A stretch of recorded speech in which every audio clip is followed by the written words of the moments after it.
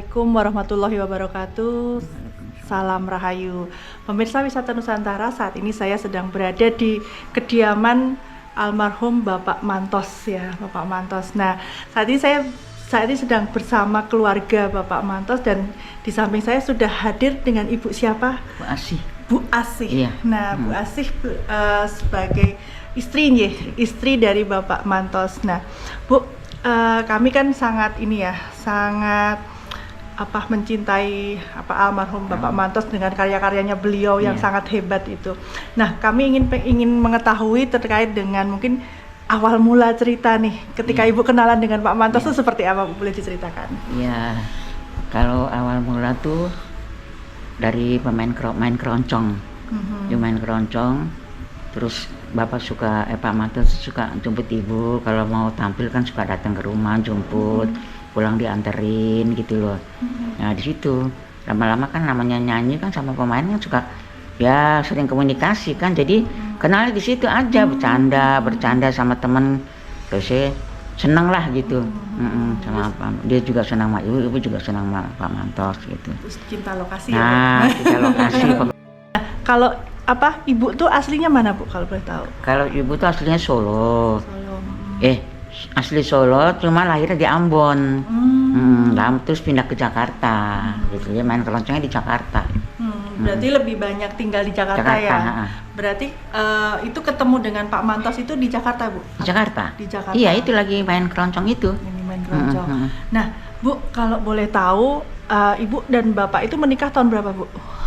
Tahun 72. 72. Iya. Nah, mungkin Ibu bisa diceritakan kebiasaannya Pak Mantos itu seperti apa? Dulu kan Pak Mantos tuh kan bilang, pertama tuh kan dia seninya ke musik ya. Jadi hari-hari cuma itu aja. Kadang-kadang bikin lagu gitu ya. Kadang-kadang tuh lagu belum dapat, itu asbaknya udah penuh rokok.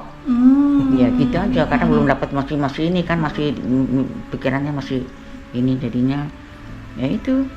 Ya kalau sehari-hari kadang-kadang suka ada latihan sama Ibu kemana aja gitu loh maksudnya. Dulu. Nah tapi kalau waktu Bapak dulu di sini, Ibu masih di Jakarta, kalau Ibu pulang ke sini ya paling yang diomongin cuma masalah anak-anak sekolahnya gimana gitu kan. Udah gimana sekolahnya, ya paling gitu aja, paling ngomongin masalah anak-anak. Ini banyaknya di studio kalau di sini. Gitu. Dia paling udah rekaman tuh nggak usah diganggu dia. Jadi menyendiri untuk mencari menyendiri ya. Kadang dia juga kadang-kadang dapat lagu inspirasi ya. Itu dari jalan-jalan, kadang-kadang dari mana aja dia habis dari sini ke Jakarta, dari jalan dapat ide. Oh ini Wates tuh kan juga di jalan kan dia.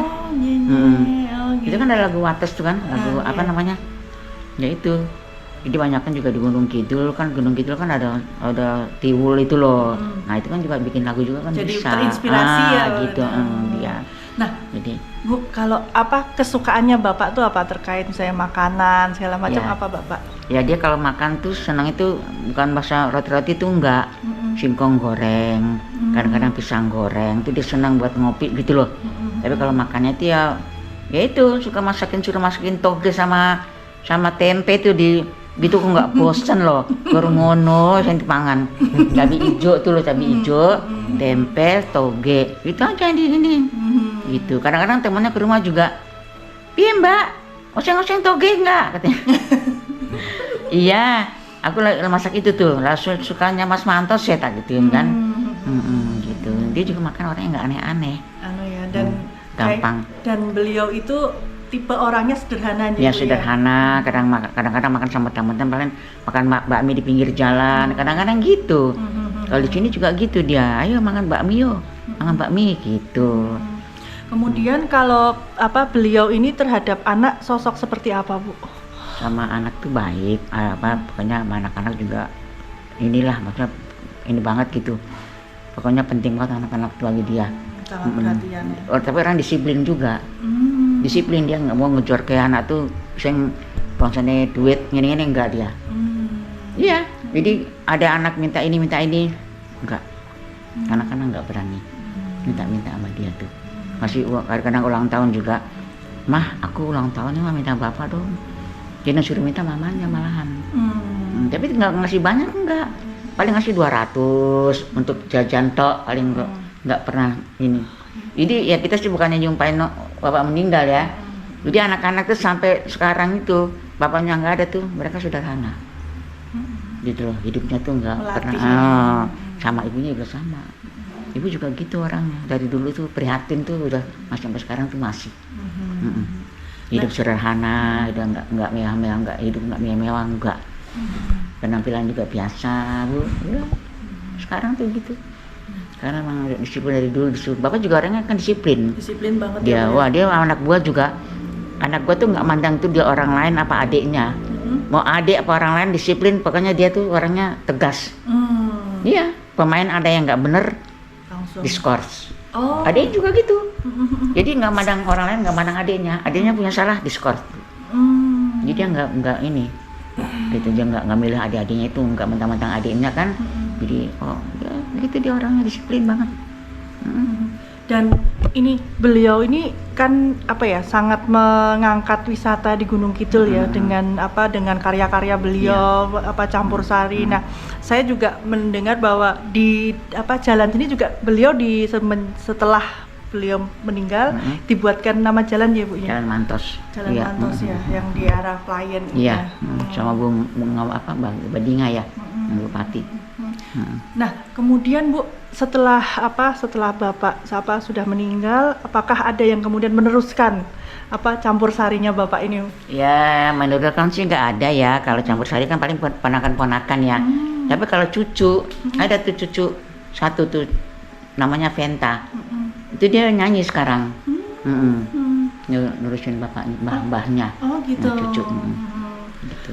Kan sama ini, Ibu kan juga dulu penyanyi keroncong. Nah, saat ini masih sering nggak Bu? Saya pengen denger Ibu bisa apa? Waduh, sekarang udah nggak bisa, udah suaranya udah nggak karu-karuan loh.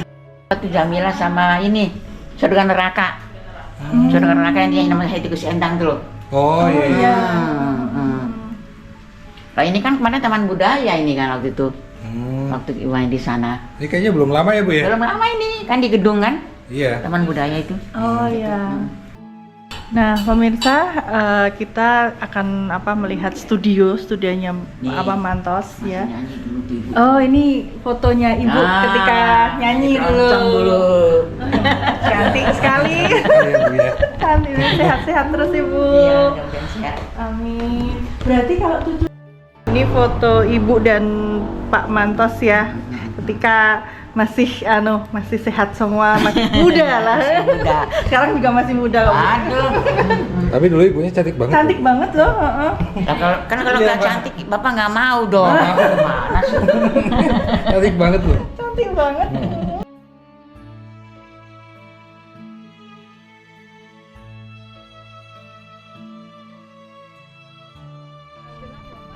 Halo? Nggak apa-apa Bu.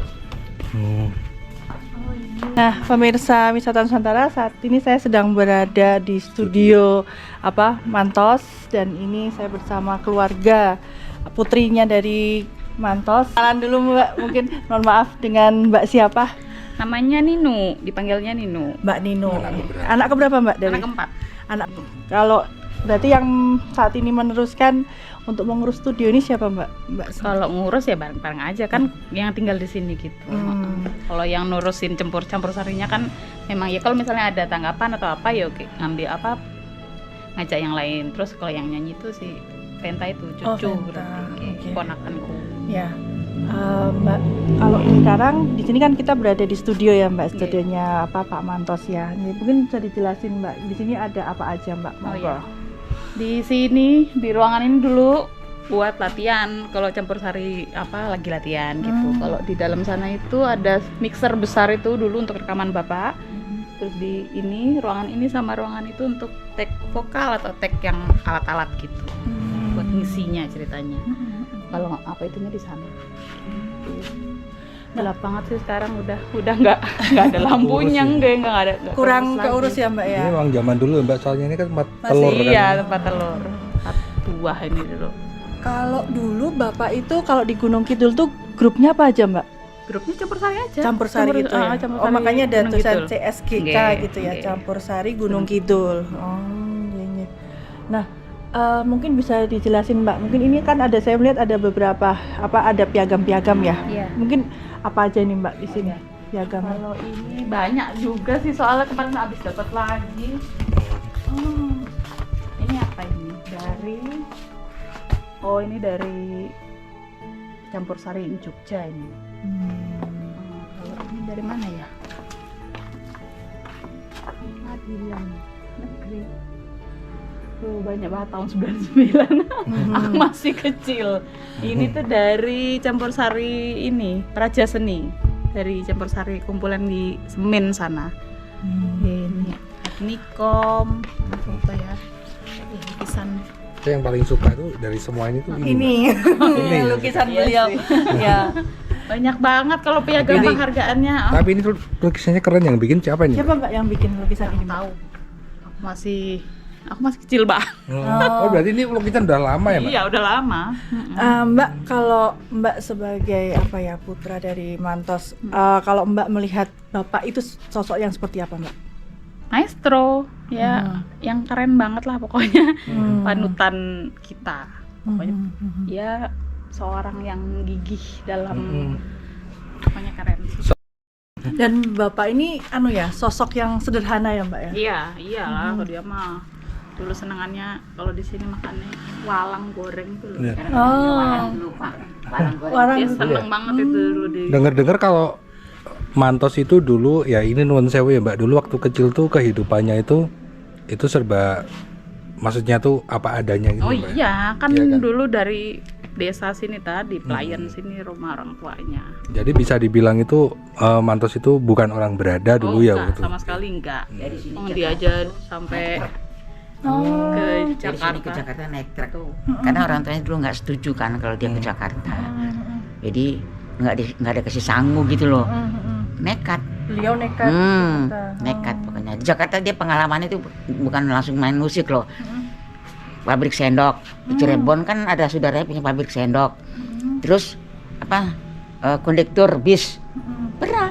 Kerja di bengkel motor pernah. Karena bengkel motor itu punya pimpinan keroncong. Jadi dia daripada nganggur kan suruh di bengkel pernah. Dia orang tuh nggak hidupnya nggak langsung sekarang terus wah gitu kan, enggak. Dia banyak ini juga pengalamannya gitu, banyak juga. Berarti memang proses perjuangannya beliau ini Wah, sangat panjang sekali ya. Sampai Jadi dia nggak langsung enak tuh, nggak langsung menjadi seorang maestro. Terus dia juga apa sendiri, jadi nggak alami gitu loh, main musik tuh dia nggak pernah kursus. Semua dia alami semua. Jadi nggak pernah organ nggak pernah kursus, pokoknya semua tuh dia nggak pernah kursus. Semua alami. Jadi operator studio juga dia nggak pernah kursus, cuma lihat-lihat aja di studio. Tiap hari nongkrong di studio, gitu. Jadi nyoba-nyoba. Jadi pengalaman gitu aja dia. Jadi nggak ada, dia mungkin nggak ada duit buat kursus ya, gitu loh. Jadi pengalaman gitu. Ya ini. Mbak, ini kalau sampai sekarang masih sering buat latihan nggak di tempat ini? Kemarin iya. Nah, pemirsa, ini tempat untuk take vokal ya di sini ya. Memang agak gelap ya. Dulu ini buat take vokal di sini. Dan kita akan menuju ke studio yang bagian mixer. Pemirsa, kita akan ke studio mixer ya. Kita akan melihat studio beliau seperti apa. Monggo Mbak. Ini pada rusak lagi, pada Iya, pada hujan rusak. bocor. Oh iya. Sekarang udah nggak bocor sih. Emang belum sempat betulin aja. Tapi dingin ya Mbak ya? Kan ya tertutup tuh Mas. Dingin ya Dok ya? Heeh, Iya kan? dingin. Nah, pemirsa, ini mixer dari kepunyaan Pak Mantos nih. Ini masih Mbak, masih fungsi Mbak. Oh enggak, ya dari bapak sakit pertama itu tuh Udah nggak ada yang bisa main selain bapak. enggak, soalnya ini tuh belinya dari luar negeri toh. Terus yang teknisinya tuh kita nggak tahu, yang tahu cuma bapak soalnya dulu. Jadi nggak bisa di servis lah istilahnya gitu. Iya, dia punya ini juga main sendiri. Pokoknya sendiri, dia serba sendiri lah. Jadi Bapak ini belajar secara otodidak ya Iya. untuk memfungsikan, Iya. mengoperasikan mixer ini ya. Kayaknya beliau ini tipe orang yang pengen taunya besar Iya. ya, yang pengen belajar apapun gitu agar saya bisa sendiri. Harus bisa. Bikin studio aja ini dia harus bisa bikin studio. Dia punya Mayu gitu. Dia punya kemauan gitu loh. Pokoknya aku mesti punya studio sendiri. Benar tercapai ini. Karena Dulu kan cuma ikut Arianto itu loh. Oh, Arianto, Musika, paling itu kan studionya dulu kalau rekaman. iya. Ya dia pengen bikin sendiri, ya benar. Karena saya melihat itu karena tadi Ibu bercerita bahwa Bapak itu punya kekuatan untuk aku tuh harus bisa misalnya kayak mau ke Jakarta aja sampai Iya. berusaha sampai bisa gitu. Sampai anak anggul-anggul truk.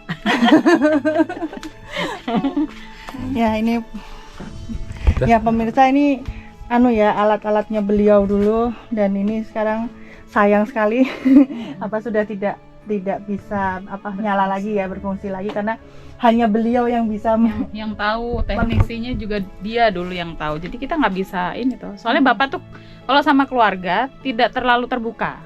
Jadi keluarga tuh bener-bener kayak ya nggak tahu, kita malah taunya kadang dari temennya, oh bapak kemarin gini apa ini kayak gitu.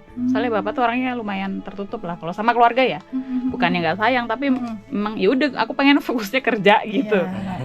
Jadi Tapi bukan berarti terus menelantarkan enggak, itu enggak. Cuman Iya, pribadi Mantos karena seperti itu, sibuk, kan. karena sibuk banget. Dulu bisa sebulan campur sari itu full sebulan ya kan. Kita ketemunya kalau pas aku pulang sekolah, misalnya pas udah di sini aku pulang sekolah, bapak mau main, ya udah cuman cium-cium terus mereka pergi gitu. Gitu aja dulu. Tapi pernah nggak Mbak diajak Bapak ketika pentas atau oh tampil iya gitu? pernah, kalau itu pernah. Sering, ya. Sering ya, Mbak, ya? lumayan. Dan semua dengan kakak-kakaknya Mbak, saudara-saudara Mbak juga. Tapi kalau Mbak pribadi itu kalau sama lagu-lagunya Bapak itu Mbak itu sebenarnya jujur aja serak apa nggak, suka apa nggak lagu-lagu suka seperti lah. itu gitu. Dari kecil kan udah dicekokin gitu. Dulu suka ya, ada beberapa kali kalau rekaman lagu baru gitu aku suka tahu duluan daripada penyanyinya aslinya gitu. Kayak gitu sih, karena sering banget kan dulu garapnya di sini toh. Aku kan SMP-nya di sini pas itu. Terus aku suka nunggu di depan sini nih, di sofa sini Nungguin gitu. Bapak. Jadi kalau di dalam bisa seharian. Kamarnya kan di atas toh, di sini ada tangga sini. Oh, ada ke atas. tangga. Kamarnya beliau. Kamarnya bapak dulu tuh di atas. Berarti Bapak ini sosok yang sangat dekat dengan anak-anak ya Mbak ya? Ya dekat sih, tapi ya maksudnya nggak yang kayak dilibatin atau cerita bapak mau ini loh gitu enggak sih. Ya dekatnya ya sekedar ya saya seperti itu aja sih. Soalnya dia sibuk banget sih dulu. Zamanku dulu ya. Iya sih. Kalau pas aku tahu dulu tuh dia sibuk banget pokoknya. Ketemu tuh cuman berapa menit. Bapak Mantos tuh kayak presiden. Bisa dicari katanya. Susah, iya dia jarang di sibuk, rumah. Sibuk bae.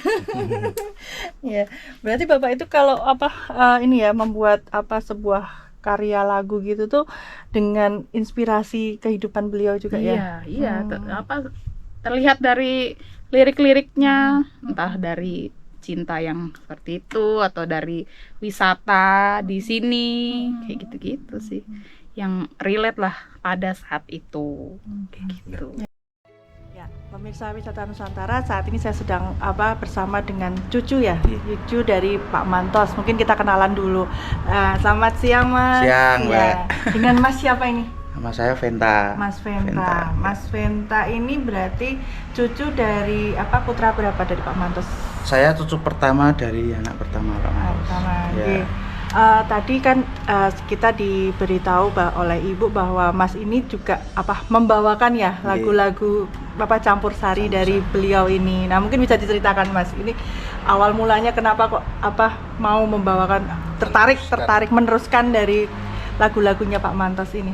Ya, kalau dari saya karena mungkin saat ini waktu saya memutuskan terjun ke musik campur sari, apalagi meneruskan karya-karya Pak Mantos tuh memang saat ini khususnya di Gunung Kidul itu sudah jarang sekali. Walaupun Gunung Kidul itu gudangnya seniman campur sari, tapi yang khusus untuk membawakan lagu-lagu karya-karya Pak Mantos tuh sudah hampir, ya masih ada tapi sudah jarang gitu.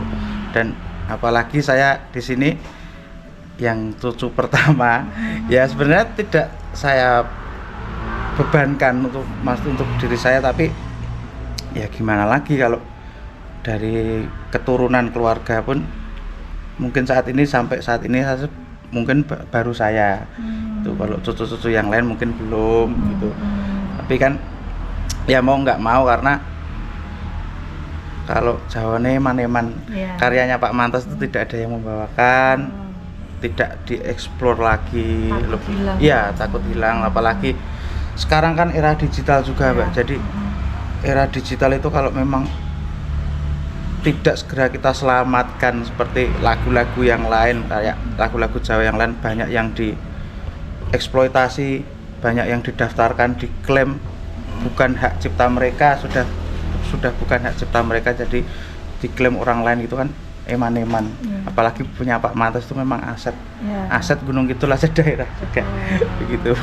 Kalau boleh tahu dari usia berapa Mas jenengan mulai menyanyi lagu Campursari ini? Saya tuh COVID 2020 itu memang awalnya sih kita iseng-iseng sama teman-teman keroncong, ya, ada di Jogja, di Solo juga ada. Kita pengen eksplor membawakan lagu Pak Mantos, karya-karya Pak Mantos gitu. Terus daripada orang lain yang nyanyi, yaudah saya aja begitu. Alhamdulillahnya diterima gitu. Jadi menjadi obat kangennya Pak Mantos. Betul, bagi penggemarnya beliau juga ya. Betul. Mami, boleh nggak Mas? Mungkin kita didengarkan dong Mas suaranya sedikit aja gitu. Biar sambil mungkin musiknya tuh. Kalau di saya sendiri kan di channel YouTube Dapur Musik itu khusus sebagian besar karya-karya Pak Mantos yang menyanyikan saya. Seperti ya lagu-lagu masterpiece-nya Pak Mantos, ada Bengawan Sore, ada Sakit Rindu, ada apalagi ya, Gethuk itu ya yang lagu yang dulu dikemas Campursari itu kita kemas dengan nuansa keroncong, genre keroncong. Seperti itu. Ya, monggo Mas. Kita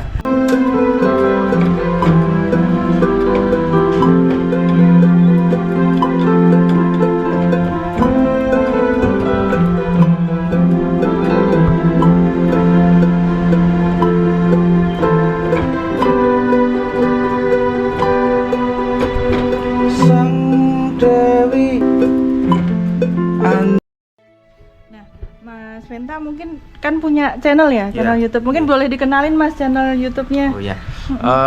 Untuk channel YouTube saya ada di channel YouTube Dapur Musik. Itu spesial membawakan karya-karya Bapak Mantos. Jangan lupa like dan subscribe.